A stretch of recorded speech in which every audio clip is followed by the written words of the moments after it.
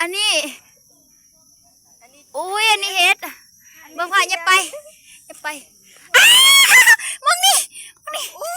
โอ้โหดอกไงนี่ดอกใหญ่ตุ้ยเฮงอะไรเด้อตุ้ยมากพี่น้องฟองปลาจากที่เมื่อยมีแห้งลูกมาตอนนางไอ้ปื้นจะมาเบิ่งนี่วันนี้พี่น้องเฮ็ดนะฮะจะถามเบิ่งมองนี่เจ๊อันนี้เด้อใส่บ้ามองนี่ไอ้บางเห็นมองนี่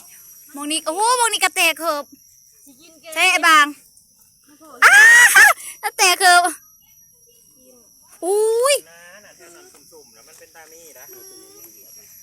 โอ้ยตัวนี้ก็ได้บ่มียังเหยียบมันหัวแปรพามาเบิ่งตัวนี้ฮะมึงเนี่ยมันแตกเขิบนะมาเบิ่งตัวนี้มาเบิ่งตัวนี้เสียจังได้ก็ได้ตัวตีขางเทียงเฮา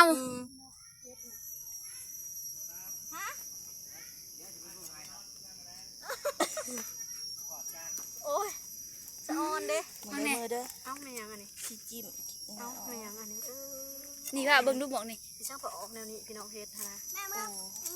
อะไรไผ่มาเบิ่งเลยครับเนี่ยบ่สิโหลดคลิปนะเถอะ นี่ดอกนี่เอาโหลดเฮ็ดตัวนั้นแม่ตะวันเหยียบเพชรบ่ลูกนี่ตีนจ้ะนะลูกระวังเหยียบเด้อนั่นแหละเก็บพี่น้องเก็บเดี๋ยวไปหาซะก่อนยังเก็บพี่กายนี่จิ้มม่วนเด้อตะวันอย่าเผาลูกจิ้มซะก่อนตะวันอย่าเผาจิ้มซะก่อนอย่าพึ่งถ้าตะวันไปเบิ่งในดอกเนี่ย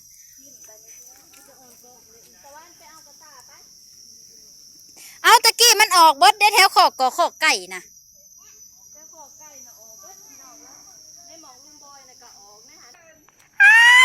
โอ้โห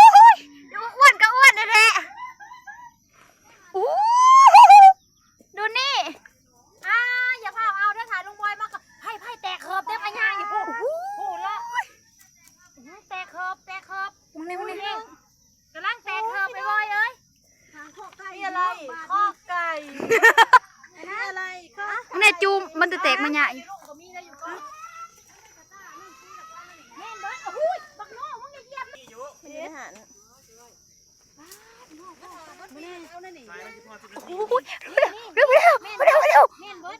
เร็วแตกเลยโอ้ยนี่เนี่ยพี่ไอ้บอยมันได้มันแตกนะอย่าเผาเอาเด้อว่าเขาเก็บเดียวมันแน่เอาไว้เดี๋ยวมันแน่มันแตกคือผู้น่ะแม่นเบิดผู้เจ้ายังไม่ได้เปิดไผ่คนจำเต็มชูย่านตะปอตะปูเด้อนะไก่ไม่ได้ขี่ใส่แล้วนะมันเป็นยังไงเนาะจะเข้าง่างมันจะเข้านะมันไอ้บางผู้ได้ผัดอาตีนเห็นประเทศนี่ไอ้บางบอกว่านั่นนี่นะไอ้บางอย่าเหยียบ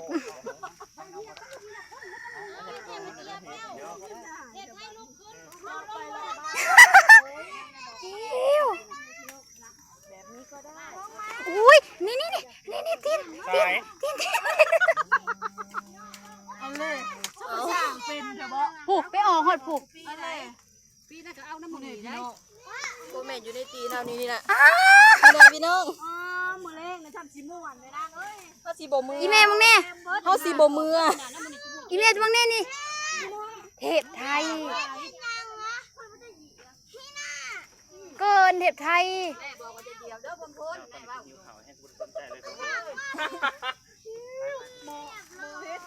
ผ่า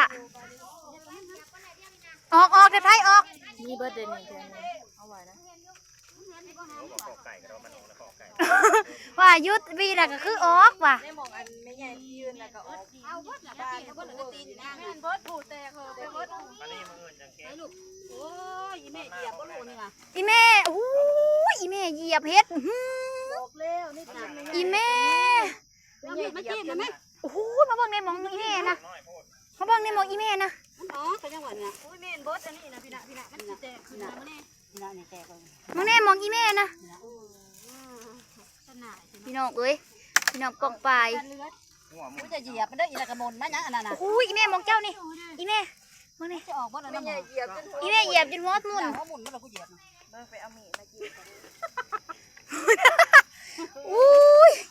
เด้อ มึงตะวันไปบ่สิเห็นเลยดำไม้ อีแม่เหยียบจนหัวแปร หัวแปะเลยบ่มีเฮ็ดออกบ่นั่นแกงเฮ็ด โอ้ย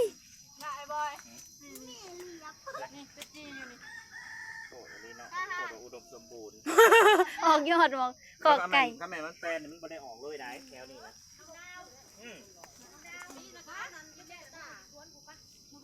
ไปเบิ่งอยู่สวนปะ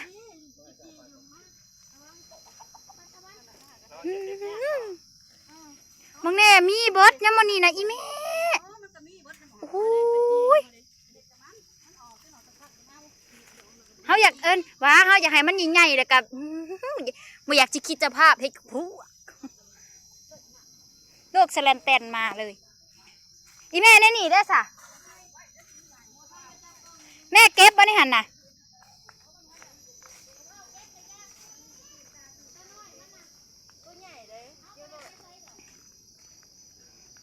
ป้าพี่น้องเบิ่งดอก ใหญ่เพิ่นย่างมาเลยสิอ่ะ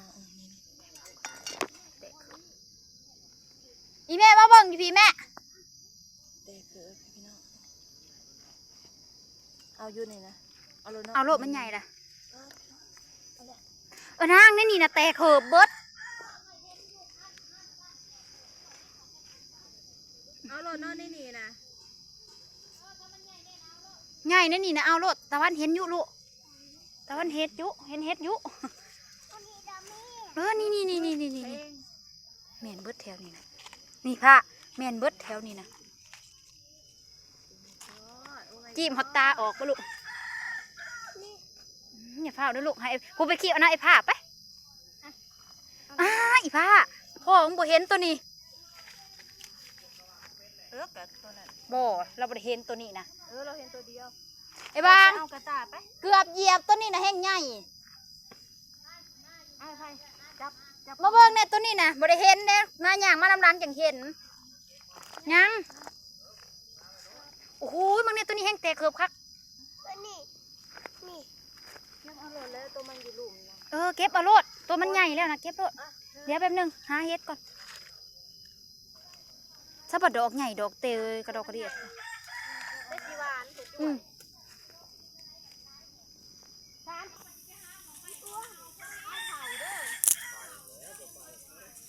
มีคนบ่ต้องไปนะอีแม่อยู่หน้าเด้อแม่ ใส่ผ้าเบิ่งโอ้ตายลูกกูโอ้โห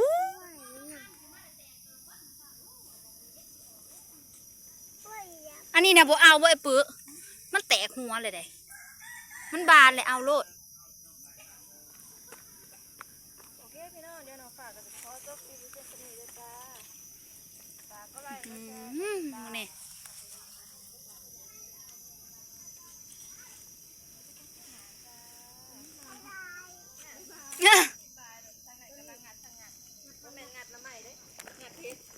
วันนี้จะดูคลิปเห็ดไปก่อนนะคะทุกค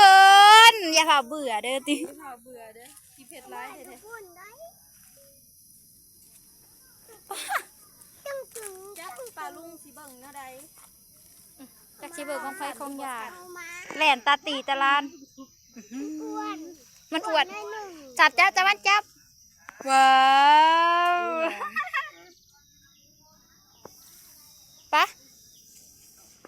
ไปกินแกงเห็ด